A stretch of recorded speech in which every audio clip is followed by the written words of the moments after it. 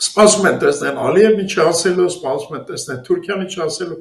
Տեսան արդեն Թուրքիան էլ ասեց, որ պետք է սահմանադրությունը փոխի Հայաստանը, հա, արդեն բոլորը ասում են, թե ինքը ինչ պետք է անի։ Ինքը ինչ-որ հիմարություններ է դուրս տալիս կրթության մասին, այսինքն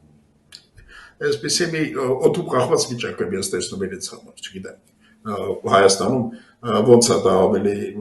ընկալվում էլի։ Բայց այս փիլիսոփայական առումով, այս իրացիոնալիզմ չի, դա այտենց ես չգիտեմ դաժե ոնց կարելի է ասել, դա բնական վիճակին հակասող բան է, այսինքն դու դնես գովերքես պարտությունը, գնաս ստեղից ընդեղից գտնես ինչ-որ ցիտատներ, որոնք որ ճիշտ կամ սխալ, որոնք կոնտեքստից կտրես, բերես եւ ասես, տեսեք, պարտությունը մենակ ես չեմ գովերքել, մեր մեծերն էլ են գովերքել, չգիտեմ, դու